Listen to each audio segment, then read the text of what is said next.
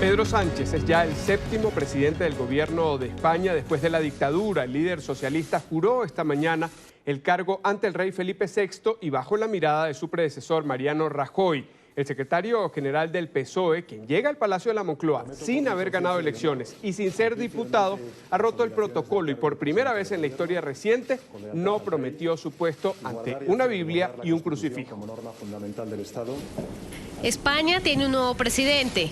En el Palacio de la Zarzuela, sede de la jefatura de gobierno, el líder del Partido Socialista Obrero Español juramentó su cargo.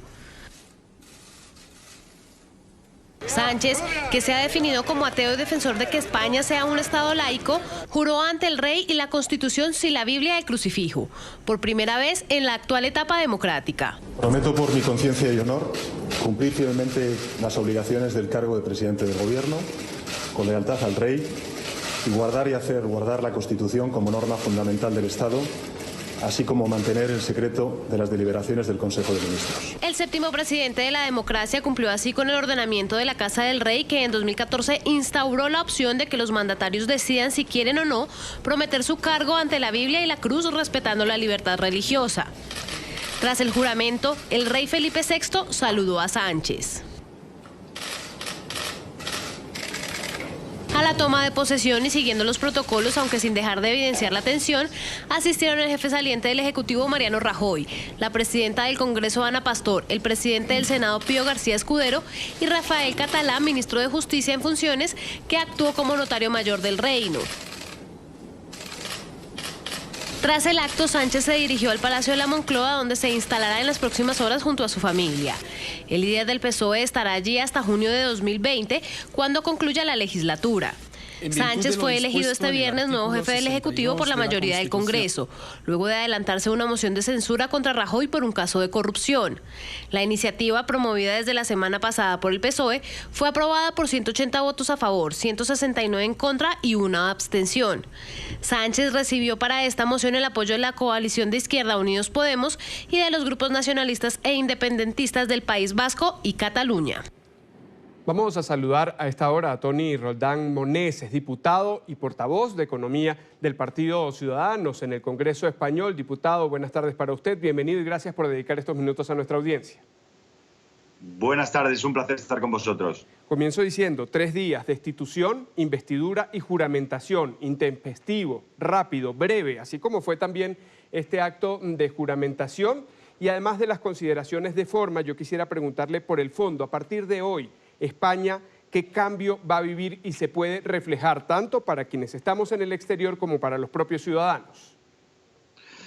Bueno, es un cambio importante en el sentido de que pasamos de un gobierno fundamentalmente conservador a un gobierno liderado por el Partido Socialista y pasamos de un gobierno con bastante apoyo, con 123 diputados y una coalición con mi propio partido, Ciudadanos, para gobernar, a un gobierno más débil que dependerá de los nacionalistas vascos, de los nacionalistas catalanes, también de los rupturistas proindependentistas catalanes que quieren básicamente liquidar la unión del país, y al mismo tiempo dependerá de Podemos, que es un partido pues, con tendencias populistas, si se quiere, en términos de gasto público, etcétera, y por tanto será una coalición difícil de gobernar para el nuevo presidente. En todo caso, es un cambio a través de una moción de censura que es perfectamente legítimo, pero como digo, el equilibrio va a ser difícil de manejar. Usted habla de esa legitimidad de origen que da ese punto de la Constitución en la que se permite que el presidente sea removido, pero también habla de esos grupos y los enumera. Es difícil no pensar en ese carácter radical de algunos. ¿Le hace un favor realmente a Pedro Sánchez está rodeado de estos grupos que usted ha mencionado, tanto los vascos como los catalanes y por supuesto el grupo Podemos, que es de izquierda radical y populista? Bueno, esa es la gran duda, ¿no? No sabemos el coste que tendremos que pagar los españoles para mantener este gobierno y qué concesiones se van a dar. Lo cierto es que tuvimos en Cataluña bueno, algo parecido a un golpe a la democracia, porque se trató de imponer el partido independentista sin seguir los procedimientos democráticos correspondientes, saltándose el estatuto, saltándose la Constitución, y por tanto será muy difícil ver cómo maneja la relación con ese partido independentista radical de Convergencia i Unió, ahora se llama Partido Demócrata. También están los radicales, los muy radicales y los radicales vascos. Y por tanto es una coalición muy difícil en términos de política económica, como digo, pues para controlar el gasto público. Tenemos todavía un déficit muy alto, uno de los más altos de la eurozona. Tenemos fragilidades en la eurozona, tenemos tenido una reciente crisis en Italia también por un gobierno inestable. Tenemos todavía muchas reformas que hacer. Llegar a acuerdos con una coalición tan complicada va a ser difícil, y sobre todo porque dentro de la coalición hay partidos con intereses muy contradictorios entre sí. Incluso dentro de los partidos hay diferentes coaliciones que defienden diferentes cosas, y no es exactamente, según la visión de nuestro partido de Ciudadanos, que éramos los primeros en las encuestas desde hace muchos meses, va a ser muy difícil gobernar. Nosotros pedimos que Sánchez convocara unas elecciones, o que el gobierno de Rajoy, que el señor Rajoy dimitiera para convocar unas elecciones y así facilitar que fuera el pueblo, que fuera la gente la que decidiera democráticamente un gobierno probablemente más estable que habría salido de las urnas. Pero el señor Sánchez ha decidido llegar al poder, digamos, por la puerta de atrás, con una moción, como digo, perfectamente legítima, pero no sé si viable para gobernar.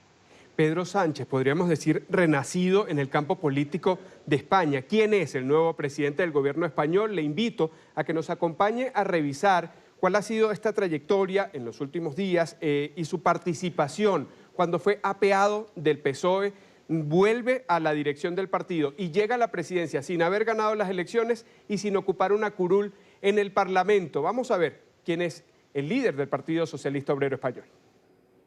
Pedro Sánchez se convirtió en el primer político en la democracia española en llegar a la presidencia del gobierno sin haber pasado por un proceso electoral.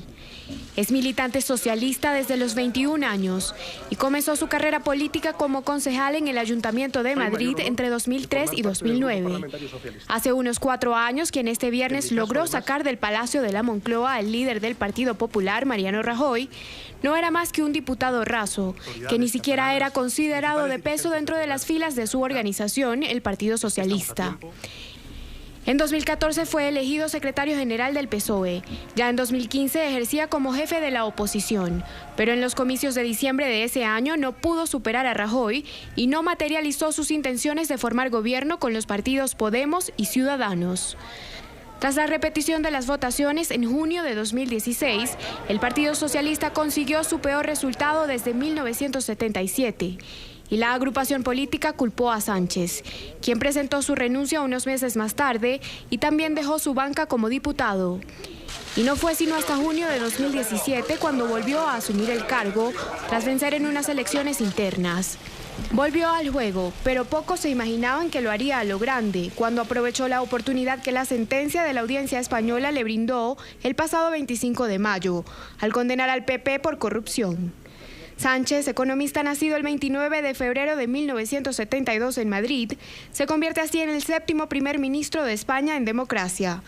En sus primeras declaraciones prometió transformar el país. Yo estoy convencido, señorías, de que entre todos y además con la experiencia que tienen ustedes parlamentaria, les puedo asegurar que van a encontrar en el Gobierno su principal apoyo y que desde luego nosotros encontraremos en el Grupo Parlamentario Socialista nuestro principal apoyo. Gracias de corazón y a trabajar.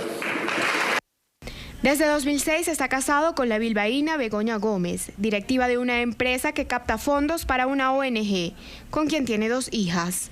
Aunque estuvo con Rajoy haciendo frente a la tentativa de independencia en Cataluña, será reconocido como el hombre que logró la caída de un jefe de gobierno que había salido victorioso de varias crisis. Y a propósito de la crisis, Tony, le quiero preguntar, con todo lo que hemos visto del perfil de Pedro Sánchez, ¿cree que va a tener respaldo en el Parlamento para llevar adelante esos proyectos, sobre todo los que se plantean como puntos neurálgicos del gobierno español?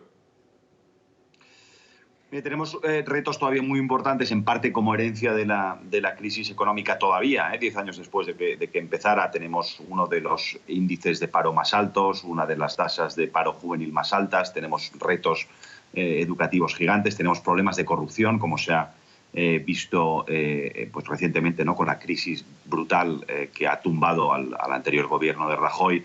Hay que reformar las instituciones, hay que recuperarlas, digamos, de la politización del bipartidismo que ha colonizado durante estos años bastante las instituciones y las ha politizado. Hay mucho trabajo que hacer, pero bueno, como decía antes, las coaliciones con este Parlamento van a ser débiles. Hubiera sido mejor en un momento de fragilidad con la situación catalana que sufre el Estado español y de fragilidad económica todavía, tener una coalición constitucionalista fuerte, que es la que probablemente hubiera salido de unas elecciones. Ahora mismo las encuestas dicen que Ciudadanos, mi partido, ganaría las elecciones con un 28 o un 30% de apoyo y lograría una coalición o con conservadores o con socialistas para tener un gobierno fuerte y no tener que depender y no tener que tomar decisiones con la hipoteca permanente de las deudas con independentistas o nacionalistas que en muchos casos lo que quieren es exactamente los intereses contrarios a la inmensa mayoría de españoles, ¿no?